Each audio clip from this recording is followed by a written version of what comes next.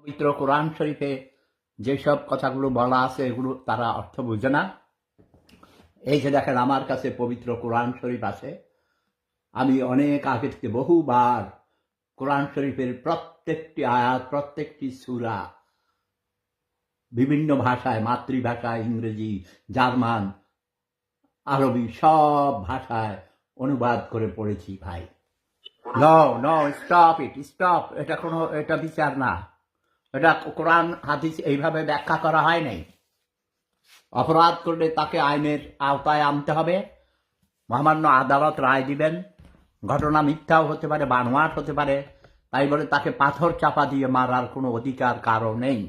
Stop it please. যারা চাঁদপুর এলাকার আমার প্রিয় এলাকাবাসী, আমার প্রিয় জেলা চাঁদপুর, আপনারা দয়া করে স্টপ করুন। তাকে আইনের কাছে নিন, তাকে পুলিশের হেফাজতে নিয়ে যান, তার বিরুদ্ধে মামলা করুন। এবং এটা আমাদের নবীজি এই ধরনের কেস হইলে তিনি সেগুলোকে অন্যভাবে হ্যান্ডেল করতেন। মহিলার 2টা সন্তান আছে এবং এইসব দিকে দেখে আর এটা পরকীয়া প্রেমের জন্য হত্যা করতে হবে। No, stop killing, stop this nonsense. ইসলামের অপব্যাখ্যা, কোরআনের হাদিসের অপব্যাখ্যা করে কিছু কিছু অসত্য অসভ্য মানুষ, অসভ্য মোল্লা, কাঠ মোল্লা, অশিক্ষিত মূর্খ বর্বর ওইসব ছোট লোকেরা, তারা এই যে মোব ভায়োলেন্স সৃষ্টি করেছে, দিন হাদিস দিচ্ছে, নিজের মতো করে মন গড়া আইন বানাচ্ছে, হাদিস বানাচ্ছে। এরা কেউ মুফতি নয়, এরা কেউ মাওলানা নয়, এদের মধ্যে মূর্খ বর্বর গ্রামের খ্যাত বেশি। আমি চাঁদপুরের ডিসি সাহেব, এসপি সাহেব এবং অন্যান্য গণ্যমান্য সকল সাংবাদিক এবং সমাজকর্মী, সকল সচেতন নাগরিকদের দৃষ্টি আকর্ষণ করছি। এবং ঢাকা থেকে যারা আমার কথা শুনছেন, যে যেখান থেকে শুনছেন, আমার কথাগুলোকে শেয়ার করুন এবং দ্রুতবেগে অ্যাকশন নেওয়ার জন্য উদ্যোগ গ্রহণ করুন। আমি চেষ্টা করেছি, কাউকেই পাই নাই, শুধু একজনকে পেয়েছি। আমাদের শাহরাস্তি উপজেলার, চাঁদপুর জেলার শাহরাস্তি উপজেলার মহামান্য ইউএনও উপজেলা নির্বাহী কর্মকর্তা মিসেস নিগার সুলতানা, তার সাথে কথা বলেছি এবং তার কাছ থেকে আমি চাঁদপুরের ডিসি সাহেবের নাম্বার কালেক্ট করেছি, তাকেও এই মেসেজটা দিয়েছি। বাট এসপি সাহেবের নাম্বার আমার কাছে নেই। যদি কারো কাছে থাকে আমাকে দয়া করে দিবেন, অথবা এসপি সাহেবের দৃষ্টি আকর্ষণ করুন। এটা চাঁদপুর জেলা বলেছে, ওই অশিক্ষিত মূর্খ বর্বর এটা বলেনি কোন উপজেলায়, কোন গ্রামে। যে এত আবার সাংবাদিক বলে নিজেকে অনেক কিছু মনে করে, সে বলে যে এটা ইসলামে আইন আছে, সে ইসলামিক ল সম্পর্কে তার কোনো ধারণা নেই, কোনো জ্ঞান নেই। এইসব বর্বরদেরকে আগে জুতা মারতে হবে, জুতা মারতে হবে। এদেরকে স্কুলে পাঠান ভাই, দয়া করে লেখাপড়া করান। এবং এই হাদিস কোরআনের, এই যে পবিত্র কোরআন শরীফ আমার কাছে আছে, কোরআন শরীফের কোথাও এই ধরনের কথা লেখা নাই। তবে সেগুলোর আবার অন্যরকম ব্যাখ্যা আছে। প্রতিটি আইনেরই আবার সংশোধিত আইন আছে। কথা বলছেন? Each and every laws have its sub law. প্রতিটি আইনেরই আবার পরিপূরক আইন আছে এবং 2টো সন্তান আছে। মহিলার জীবন সবচেয়ে বড় কথা, তবে তার শাস্তি হবে। সেই শাস্তি মৃত্যুদণ্ড নয়, পাথর ছুঁড়ে হত্যা নয়, তার শাস্তি অন্যভাবেও হতে পারে। তাকে দয়া করে আপনারা আইনের আশ্রয় নিন। তাকে আপনারা, রাষ্ট্র এই ব্যাপারে এগিয়ে আসবে।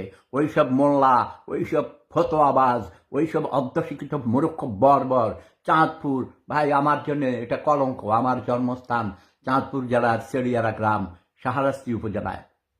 শাহরাস্তি উপজেলার চেড়িয়ারা গ্রামে আমার জন্ম।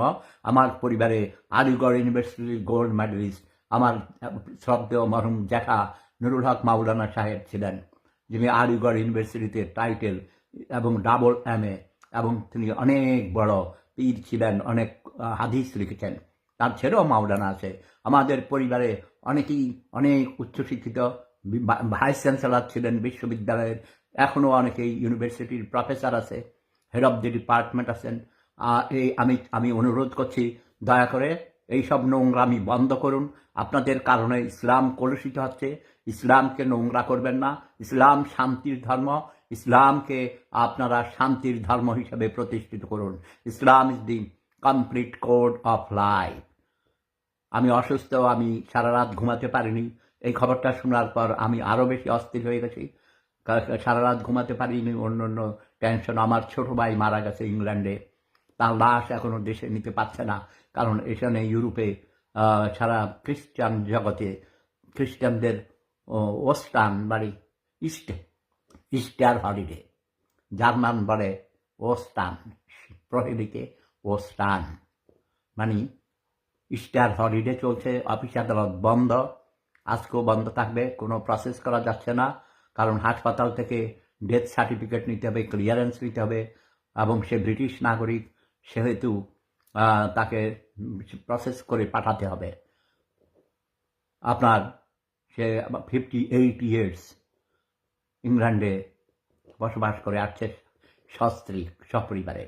তার দুটো ছেলে একটা মেয়ে আছে এবং তার স্ত্রী আছেন। এখন তাকে দেশে পাঠাবার জন্য আমার আরও আপন মায়ের পেটের 2 ভাই আছে, খোকন, মানিক সহ আত্মীয় স্বজন, আমাদের পরিবারের প্রায় 200 জন ইংল্যান্ডে থাকেন, সে 120 বছর আগে থেকেই। তো আমার বাবাও ইংল্যান্ডে মারা গেছেন, আমার বড় যেটা ইংল্যান্ডে মারা গিয়েছিলেন, তার চাঁদ মিয়া মজুমদার, তার লাশও আমার চাচি আম্মা, জেঠি আম্মা, তাদের লাশ বাংলাদেশে বাক্সে ভর্তি করে পাঠানো হয়েছে। যারাই মারা যায় বেশিরভাগ লাশ মৃতদেহ বাংলাদেশে আমাদের নিজেদের পারিবারিক গোরস্থানে, সেরিয়ারা মজুমদার বাড়িতে পারিবারিক গোরস্থানে আমার দাদা দাদি বাবা মা যেখানে শুয়ে আছে সেখানেই দাফন করা হয়। গত যখন 6 মাসও হয় নাই আমার বড় ভাই মারা গেছেন, ওটা স্বাভাবিক মৃত্যু ছিল না, কে বা কারা তাকে ঘুষি মেরে পানিতে ফেলে দিয়েছিল পুকুরে, এবং আর উঠতে পারেন নাই।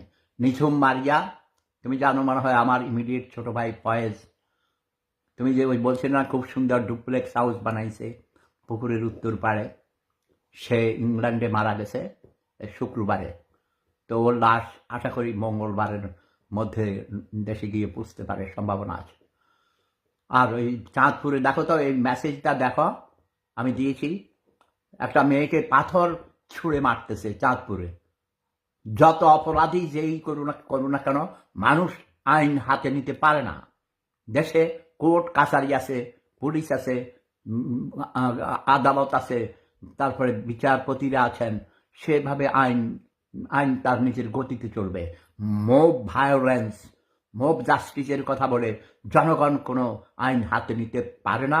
এটা মঘের মুলুক, এটা কোনো বাংলাদেশে কোনো আইন নেই, কোনো শৃঙ্খলা নেই, কোনো কিছু নেই বলেই এই জাতি আজ ভিক্ষুকের জাতি।